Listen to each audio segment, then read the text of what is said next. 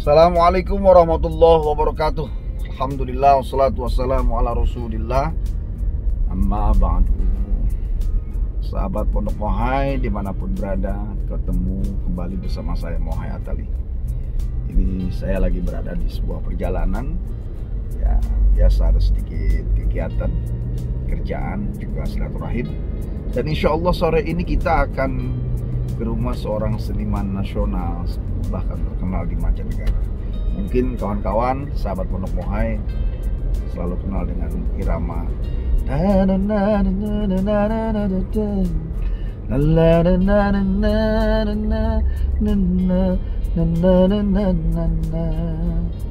siapa lagi kalau bukan Opik Tompoati.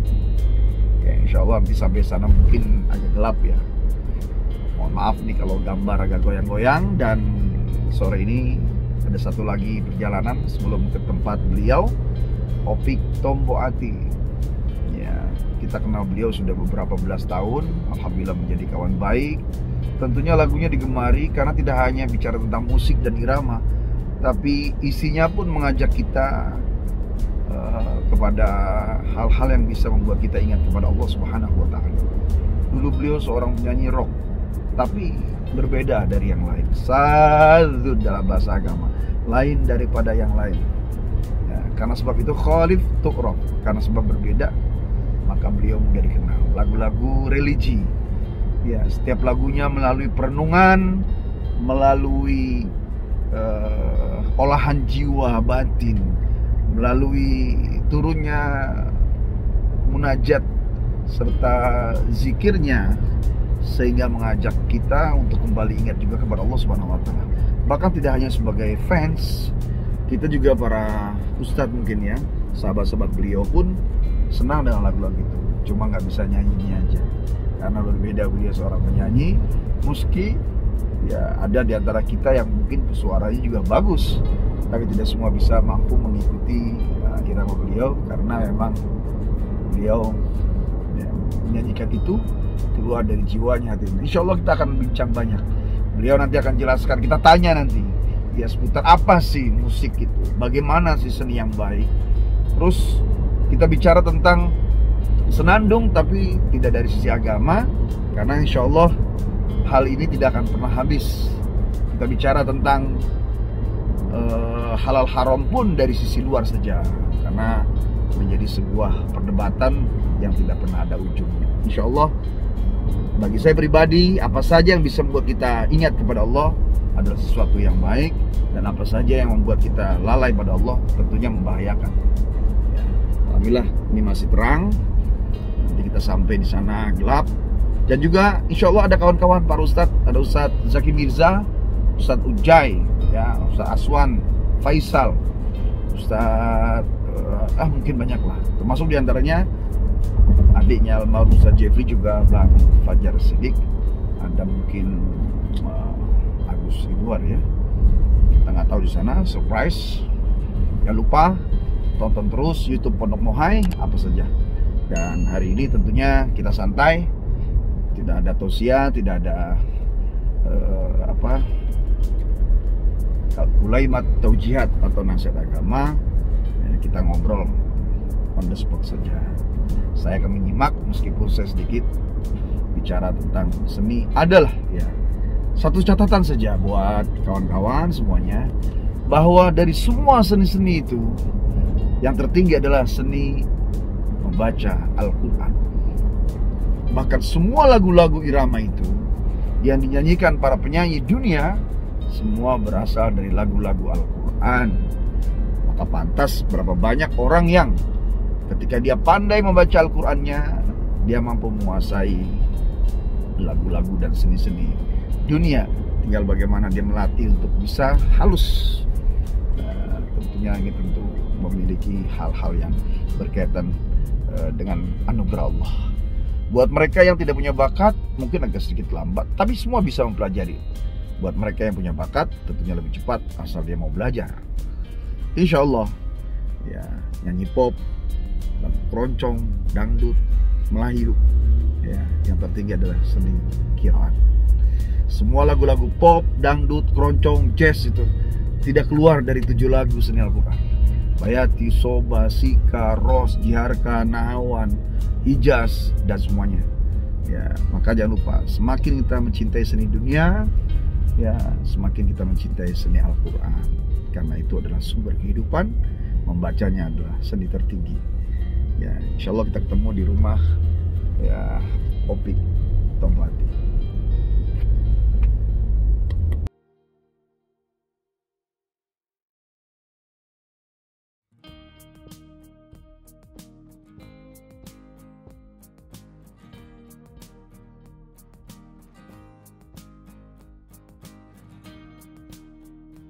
Amat. Yang penting masuk. Ini akan oke, pemirsa, itu aja mungkin. Lanjut. Itu aja. Belum kelar nih nasihat. Jadi itu tadi kisah Uwa pertama kali mau terjun ke musik religi. Ya. Minta arahan dari Ustadz. Jadi ada album Masya Allah. Pesan ini tidak hanya buat ngecek, buat semua pelaku musik, bahkan kita pun pelaku dalam urusannya dakwah juga penting. Ini jangan sampai dibuat receh lagi sama lo, jangan. Gua lagi mulu. Ayo lanjut. Jadi kayak gitu, jadi uniknya dulu di album Tausiah Zikir itu kan ada banyak sekali penyanyi religi yang besar gitu ya. Terus saya nyanyi lagi Tombo Hati di situ juga. Mudah-mudahan apa yang aku menyanyikan ini menjadi nasihat untuk kamu sendiri. Sama enak ini sama ini. Jadi awalnya Uwa berat hati karena secara spiritual belum Ya, sempurna jauh. spiritualnya Pak ya. Dan sampai sekarang. Oh iya, artinya saat itu kan bener-bener masih bingung nih mau ke religi tapi masih begini. Iya. Tapi cakep tuh arahan dari Ustadz Arifin ya. Berkarya, biar lagu itu, karya itu jadi nasihat buat kamu. Ya, buat kamu sendiri. Wah, satu lagi pertanyaan dari saya, Ini Wak. melibatkan Ya kan? Bro, Lu mau melibatkan edit terserah nih buat UMKM. video gue. Melibatkan UMKM nih. Sponsor. Biarin lu mau kata apa kan gue edit sendiri. Ada pertanyaan tuh yang cerdas. Nih pertanyaan yang cerdas. Bagaimana cara Uwak menyikapi sekelompok daripada umat Islam yang sampai saat hari ini mengharamkan daripada musik? Apakah benar musik tersebut yang Uwak lakukan ini, dakwah lewat musik itu memang tertolak di dalam Islam atau gimana? Uwak menyikapi Sebagai musisi. sebagai musisi tentunya yang memang berdakwah lewat musik gitu loh. Iya. Jadi begini memang ya. Aku pernah mempelajari satu frekuensi ya. Yang mentang-mentang ngomong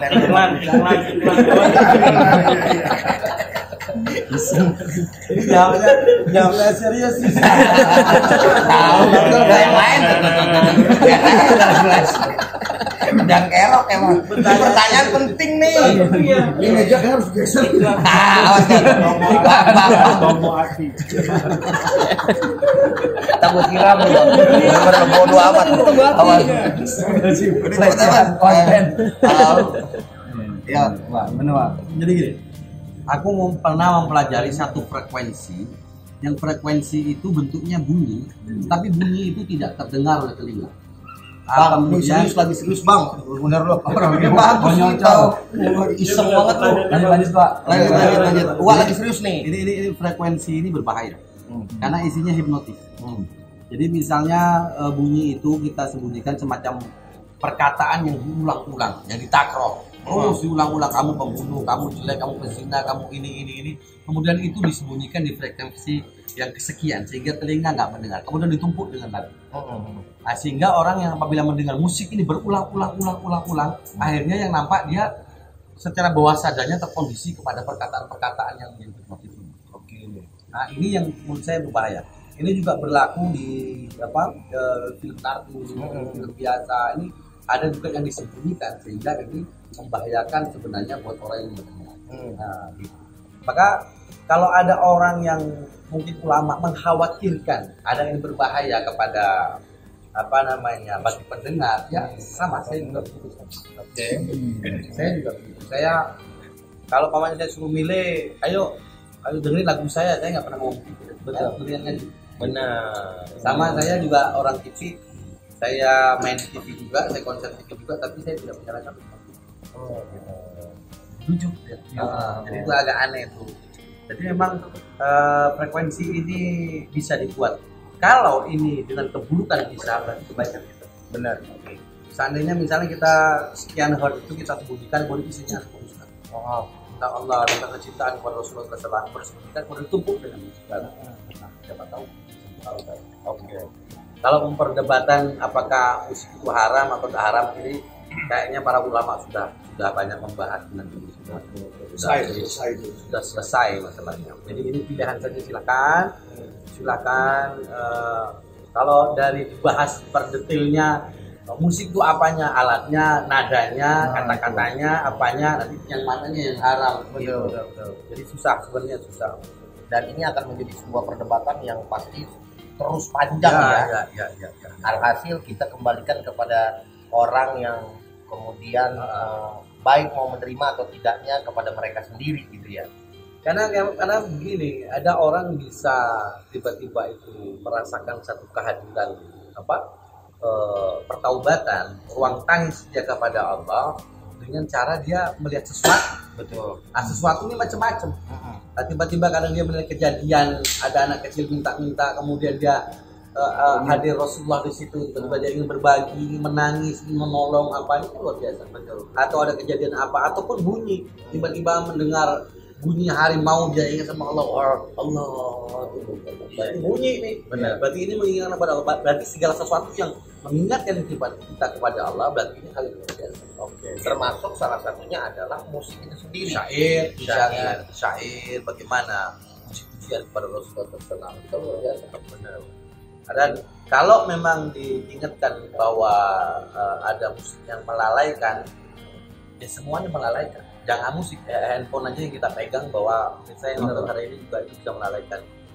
Atau kalau orang mengharamkan ini pusaka, keris, golok, apa, harapan. Kalau mau ngomong fair gitu ya, kita itu lebih ini yang bahaya dari handphone. Isinya lagi variatif lagi kan? Belum lagi isinya. Ini isinya yang bagus-bagus saja melalaikan. Betul. Pekerjaan kita melalaikan. Artinya tergantung orangnya, Tergantung orangnya memandang. Apapun yang ada di sekitarnya bisa melalaikan dia gitu kan. Bahkan orang-orang yang kita cintai bisa melalaikan kita. Betul. Ane mau nanya lagi nih, boleh? Silakan tanya, nggak apa-apa. Jangan dimasukin konten ente. Syirik aja. Dari sekian banyak lagu gua nih, banyak yang paling berkesan yang mana? Apakah Tombo Ati atau yang lain? Jadi gini, lagu itu saya rasakan seperti anak-anak saya. Jadi mana yang keluar itu pasti cantik, pasti indah. Cuma tangga sebelah bilang lagu ini lebih cantik, yang ini lebih indah, silakan saja. Tapi yang jelas, kenapa orang bilang udah Mas Sofik buatnya satu lagu aja dan satu album. Kan sekarang nggak pakai cuma satu lagu, tapi single. Saya enggak. Saya maunya 10 lagu, 12 lagu. Kenapa? Sebenarnya 10-12 lagu yang saya tulis ini perenungan saya kepada hidup saya. Jadi apa yang saya tuliskan di dalam 10 lagu, 12 lagu ini tulisan tentang hidup saya. Jadi ini proposal saya kepada Allah.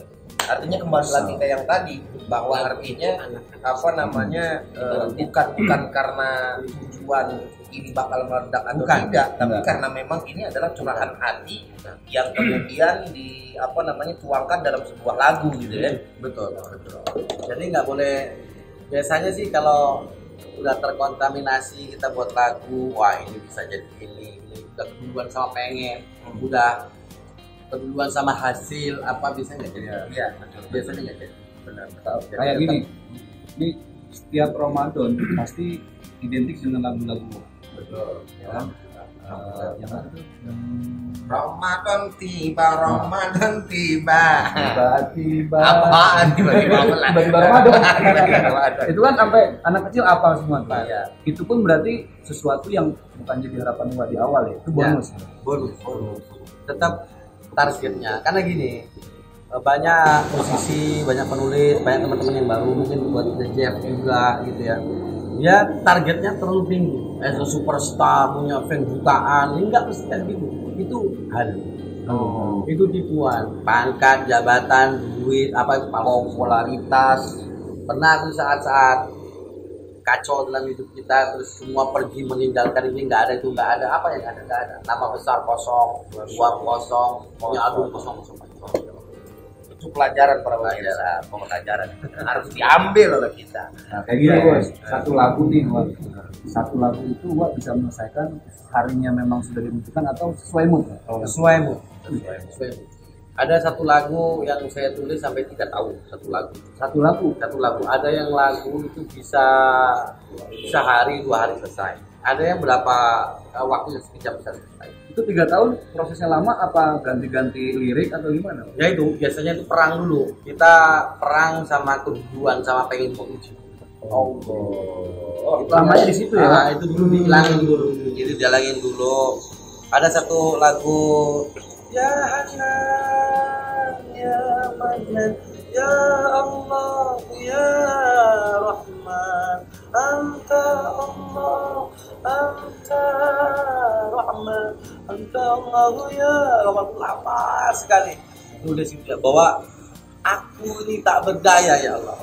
Kau lemparkan aku ke timur jadi burung maka aku burung, ke sana jadi kura-kura, ini jadi matahari, jadi bulan, Ternyata aku ini nggak bisa menjadi apa-apa selain apa yang kau inginkan.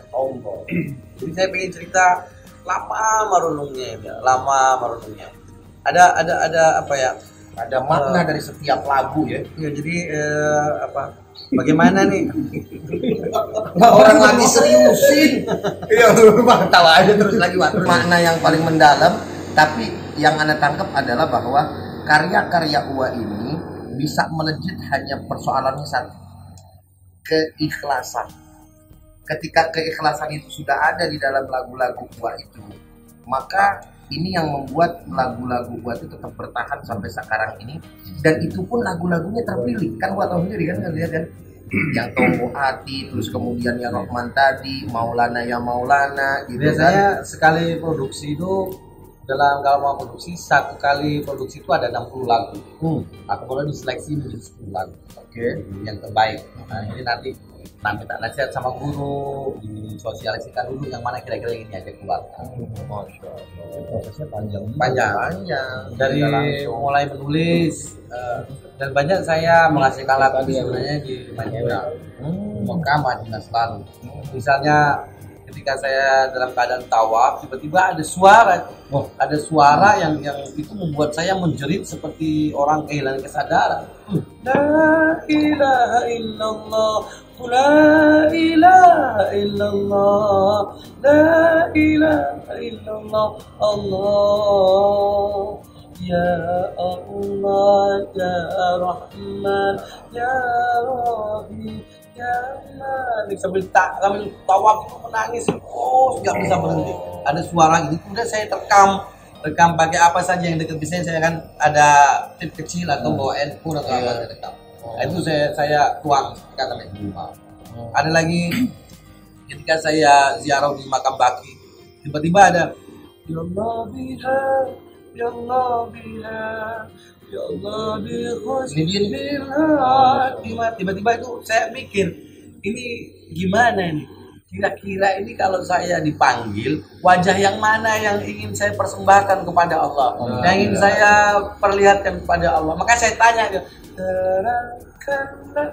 Masya Allah. Itu sebenarnya pertanyaan buat saya sendiri, kira-kira yang mana. Nah gitu. Wah ini Pak, kenapa kalau setiap masing-masing dari lagu itu mengandung magis? Artinya ada apa ya? Magic gitu. Ada magic sendiri yang bikin kita itu menangis. Nah, itulah tadi. Meratapi seperti yang tadi. Enggak, kok sebelum lupa. Artinya itulah yang tadi percis apa yang Anda rasain, bahwa ternyata kenapa orang kok bisa tersentuh gitu kan? Artinya dengan lagu-lagu Uwa kan. Nah, yang Anda rasakan itu dan Anda yakin bahwa pada saat pembuatan itu karena ikhlas tadi. Nah, gitu keikhlasan itu yang tadi yang nyampe. Yang Allah minta adanya ini yang bikin kita itu terenyuh di hati, bahkan ingat yang tadi kematian. Notnya tuh kayak jeret banget. Ya, itu dari ilham tadi kali Wak ya. Yang seketika itu makanya langsung Wak tangkep. Gak ada usaha Ya. Enggak, maksudnya kayak macam tadi beliau lagi puter gitu lagunya, kayak begini intonasinya direkam langsung sama beliau. Jadi gini, tiba-tiba ingat ada apa dongeng cerita dari para sepuh para yai. Dulu itu Nabi Daud alaihissalam ketika dia menyenandungkan duka hatinya, kerinduannya kepada Allah, dia menyenandungkan taubatan nasuhanya dia, sehingga istilahnya kalau dia sujud itu rumput sampai tubuh melewati kepalanya, sehingga ada 2 garis hitam di di pipinya karena seringnya dia menangis. Kemudian ketika dia menyenandungkan taubatnya kepada Allah, ini alam ikut mendengar, burung, ikan, langit semua diam mendengar ini senandung, apa puisinya, gumamannya, apakah doanya, mungkin ya gitu ya, doa yang dia ucapkan diri sehingga itu menjadi satu bunyi yang luar biasa gitu ya. Nah, begitu pun juga ketika para mungkin juga teman-teman juga ketika menulis, bagaimana kamu menyurahkan hatimu kepada Allah, bagaimana kamu ingin ngobrol, ingin bicara, ingin mendapat perhatian, mungkin dipindahkan, ya Allah, ya Allah, ya Allah, ya Allah, ya Rahman, ya Rahim, seakan-akan memanggil-manggil, ya Allah, ya Allah. Ada sesuatu yang kamu butuhkan, ada sesuatu yang ingin kamu hadirkan di hati kamu. Nah gitu, jadi terjadi. Memang kebutuhannya apa? Kita kalau mau hitung-hitungan kan ternyata alangkah kurangnya kita dalam kehidupan. Alangkah kurangnya dalam ilmu adalah kurangnya kita beramal soleh. Alangkah kurangnya dari segala sesuatu. Sehingga yang punya apa? Ya Allah, aku nggak punya andalan apa-apa dalam hidup tentang amalan. Aku punya andalan air mataku. Aku punya andalan air mataku ini sebagai pertobatanku kepadamu karena ketidaklayakan. Saya ketidaklayakan ibadah kita kepada Allah jadi senjata kita kepada Allah, bahwa engkau Allah yang beri ilmu, engkau Allah yang mengatur semuanya. Inilah aku hari ini, aku hanya punya air mataku juga dapat. Nah gitu. Nah itu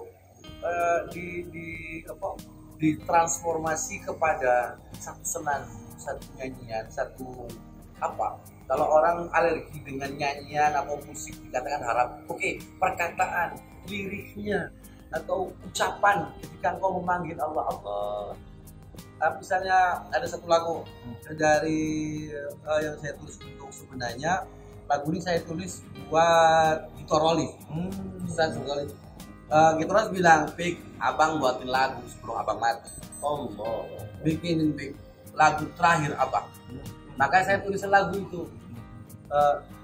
La ilaha illallah, la ilaha illallah, la ilaha illallah, la ilaha illallah. Itu saya tulis sebenarnya untuk almarhum Israel. Cuman keduluan sama Israel, jadi saya nyanyi sendiri. Begitu. Tapi nadanya itu. Nah, ada apa yang ketika dia bilang bahwa buatkan saya lagu terakhir. Ya. Habis ketika dia bilang inilah buatkan saya lagu terakhir, apa yang terakhir yang dalam pikiran saya? La ilaha illallah. La ilaha illallah. La ilaha illallah menjadi kata-kata terakhir saya dalam kehidupan. Maka saya tulis lagi. Nah, maksud beliau mungkin tadi inspirasi nadanya gimana? Ya. Apa ngikutin hati? Iya, nadanya itu.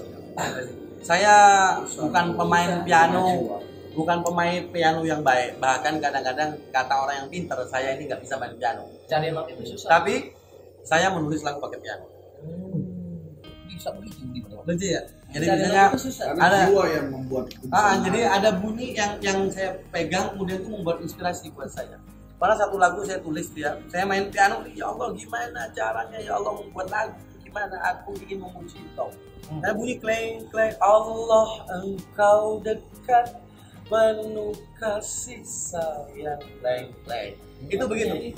Nah, akhirnya ini berantakan saya main, akhirnya saya panggil teman, mainin ini, main itu. Allah Rahman Allah Rahim. Jadi ini sebenarnya, jadi saya nggak bisa sebenarnya, cuman nada ini memancing saya gitu. Jadi makanya saya kasih masukan buat teman-teman yang nggak bisa main alat, yang nggak bisa main piano, jangan khawatir bahwa ada alat yang lebih canggih daripada alat-alat yang ada di dunia ini, apa gitar, bass drum, cello, apa imajinasi. Berarti ketika engkau memainkan musik dalam imajimu, kemudian kamu bermain dengan dirimu sendiri, maka ini akan jadi suara klang klang klang klang klang klang ala silo. Tuangin.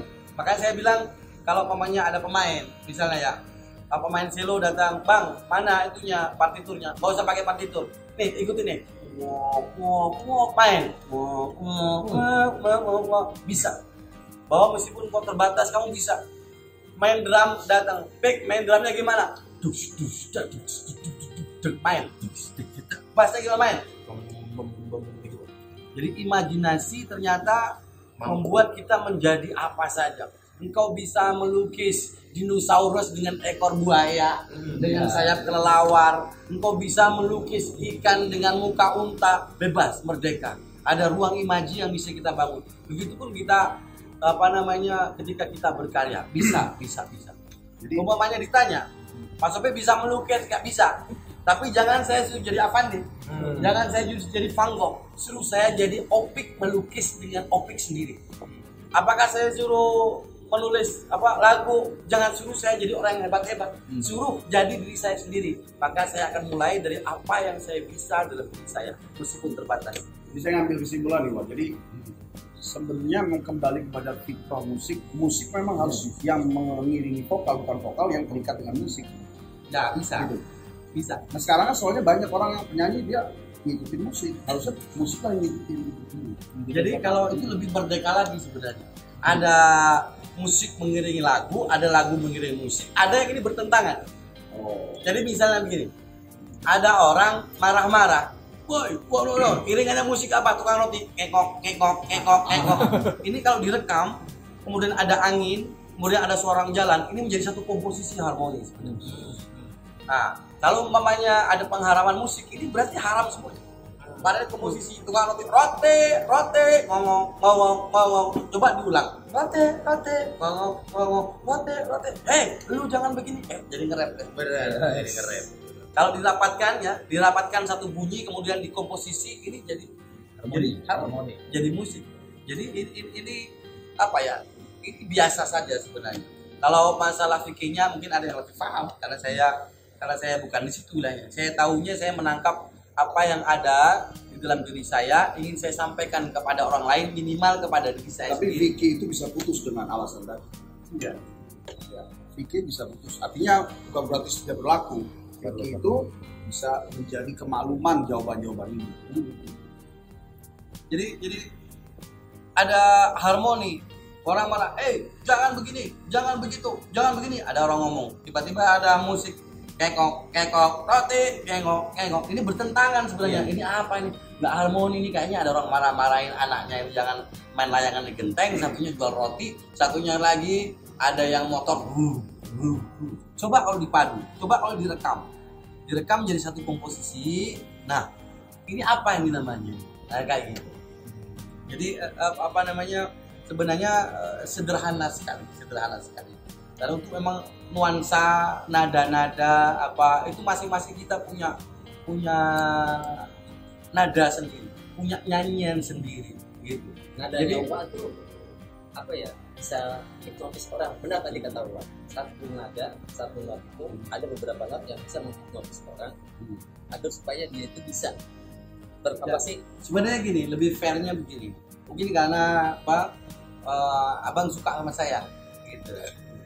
Ada yang nggak suka, ada yang dia ngerasa itu ketika dia mendengar suatu teriakan yang keras, dia itu ingat Allah.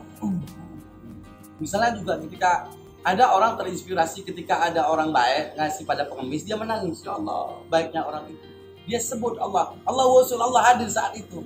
Begitu juga bisa juga ketemu rampok, ketika begal datang, leher sudah ada digolok, di sini mau disembelih, Allah tolong. Ada beda-beda. Jadi berarti ada cara orang yang suka mungkin menangkap nyanyian seperti saya. Ada lagi yang versinya mungkin dia sambil dengan musik yang keras atau dengan beat atau bahkan dengan keriangan. Bagaimana orang tiba-tiba ada lagu-lagu yang riang, dia menangkap satu keindahan Allah di situ, disyukur.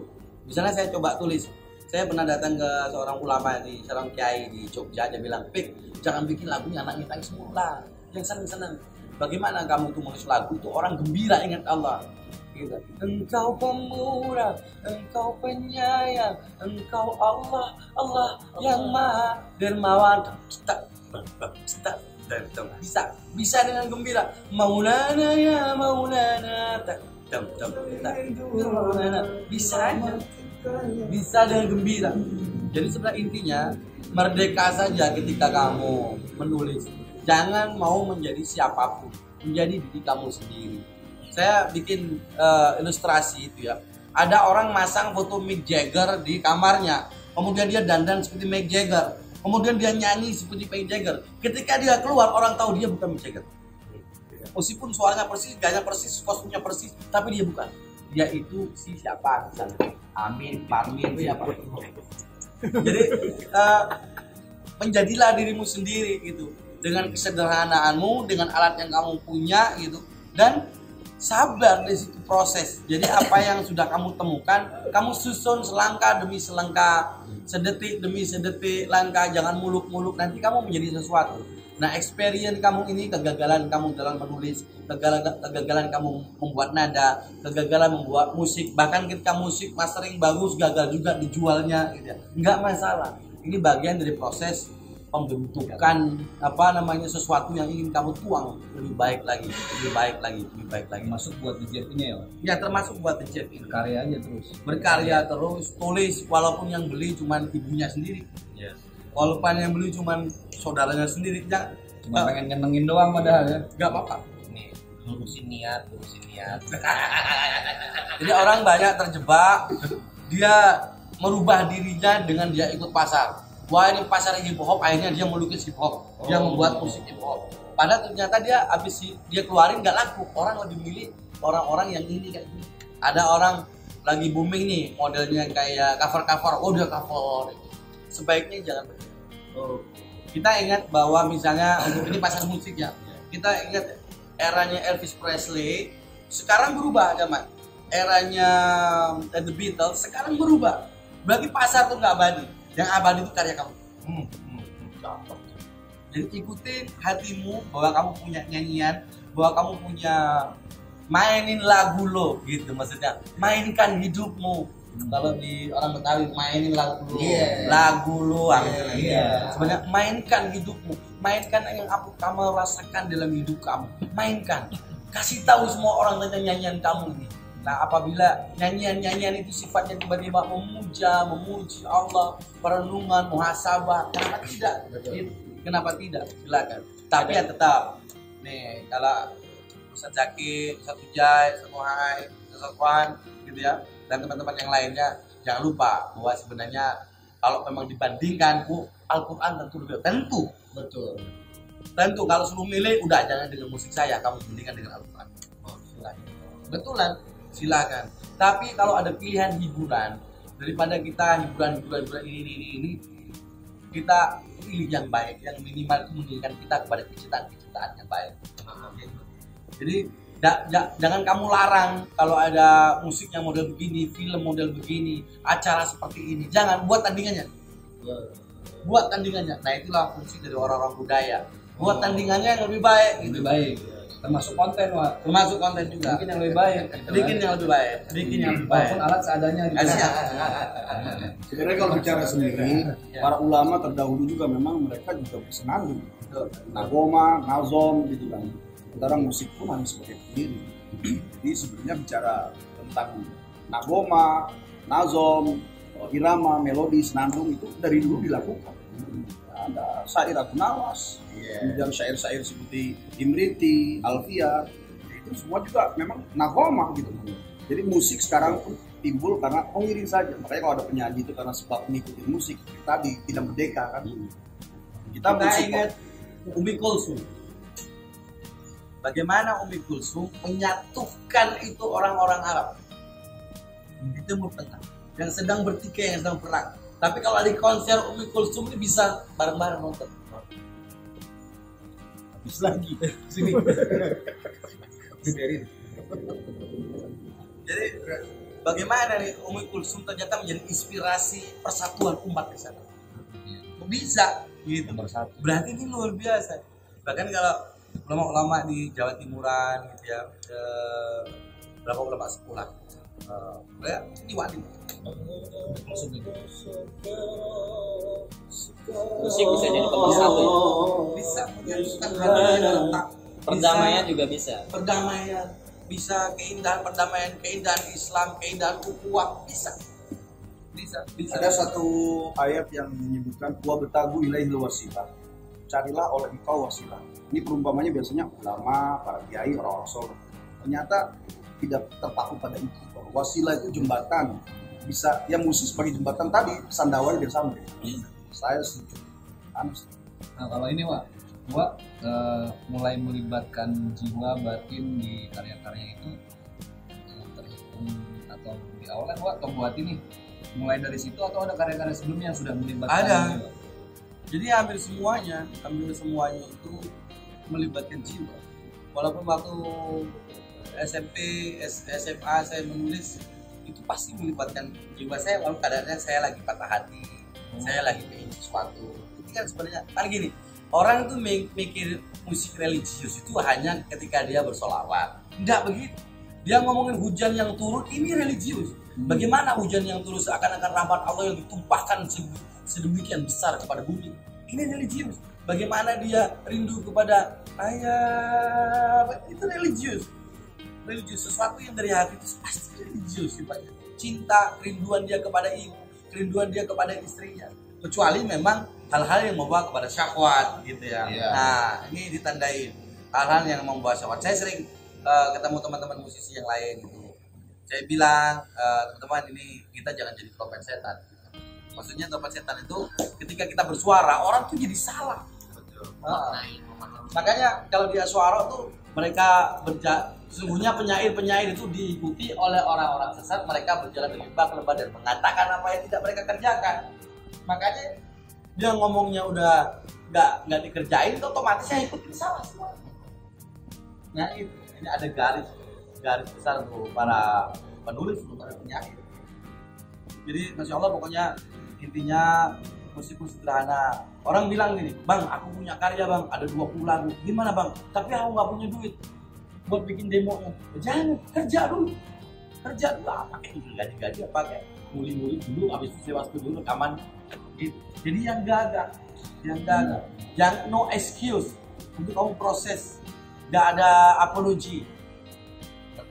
Nggak ngerti. Itu baru menanya. Iya. Jadi maksudnya itu jangan permisif kepada diri sendiri. Susah. Apapun caranya gitu yang halal. Ada satu proses, mungkin saya harus bekerja dulu menjadi tukang las selama 7 bulan gitu ya. Kemudian jadi tukang potong besi, kemudian tukang cat gitu, kemudian kumpulkan sekian bulan, kemudian sewa studio rekaman, baru rekaman. Alhamdulillah ketika rekaman jadi ditolak pada tolak lagi. Tapi kita punya pilihan apa dalam hidup? Saya nggak punya. Hidup saya disiplin ilmu yang lain saya bisa. Ya sudah, saya itu saja, saya konsentrasi terus saja sampai akhirnya pembuatan hasil gitu. Kayak ini Wak, kalau boleh tahu Bapak, sudah berapa lagu yang Bapak ciptakan selama berkarya itu? Kalau yang dikenal itu 20 album. Kalau yang dikenal saya ada banyak sekali, ada ribuan. Wow, ada file lagu yang saya masih simpan ya. Tapi kan kadang-kadang lagu itu nggak hanya untuk orang, tapi itu saya sendiri. Ada lagu yang jorok, itu saya buat saya sendiri. Terus saya memilih sekarang untuk yang diekspos, untuk yang dipromosikan. Karena apa yang kita tulis, kalau itu kejadian, ya itu menjadi nasihat. Yang belum kejadian, maka kamu akan mengalami. Tulis tentang kematian, maka dia akan menemukan satu kematian yang menyakitkan dalam hidupnya. Tulis tentang ini, sesuatu yang diulang-ulang seperti semacam mantra yang akhirnya kita ngalamin. Makanya kalau tulis yang bagus-bagus, tulis patah hati, terus ininya pacarnya mati, apa nanti kita kayak orang bicara positif kali ya, kalau positif terus, iya, kalau yang nyamperin positif. Iya. Makanya nulisnya yang bagus-bagus. Nulisnya yang kira-kira minimal taubatan semua, Allah ampuni, Allah apa kalau gitu. alergi kayak gitu ya. Untuk mindset ya. Kalau enggak nanti kalau itu pengaruh ke kita, apalagi ke orang nanti yang mendengar berhari-hari dia suka. Yang saya pengen tahu dari lu nih, Wak, pertama kali saya dengar lagu Tombokan yang saya pengen tahu itu sejarahnya gimana tuh, Wak? Nilai historinya kok tiba-tiba jadi bung, semua orang hafal dan lagunya itu jadi benar-benar dinikmati, Wak. Ya. 2005 kan gua di dari TPU tuh. Ya. Itu pertama kali kita dengar lagu Tombokan itu mena banget. Legendaris. Nah itu sejarahnya Itu kan lagu lama sebenarnya, lagu masing-masing Tombo hati limo perkara. Ini luar biasa. Cuman saya memberanikan diri untuk merubah nadanya. Tombo hati limo perkara. Nah, itu saya yang buat. Itu namanya aransemen ya. Nah itu dari mana tuh, Wak? Saya. Kan itu waktu dia kita itu pertama kali Ya. itu.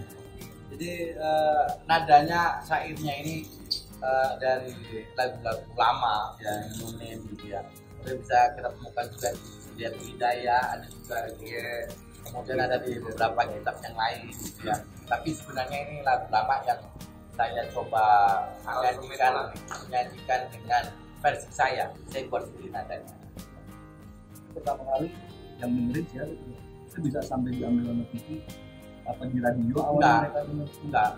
Itu pokoknya itu album Tausiah Dzikir Ustaz Arifin Ilham itu udah penuh. Tinggal satu yang kosong slotnya. Nyari-nyari lagu nggak temu, ada saya pas lewat itu. Udah bikinin, saya bikin. Akhirnya ternyata diapresiasi. Ya, insya Allah luar biasa. Ya, alhamdulillah dari situ tiba-tiba saya dipercaya untuk ada kontrak album yang album istighfar. Ada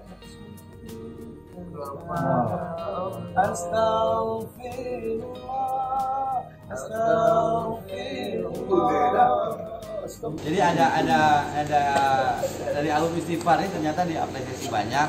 Kemudian album berikutnya gitu. Alhamdulillah.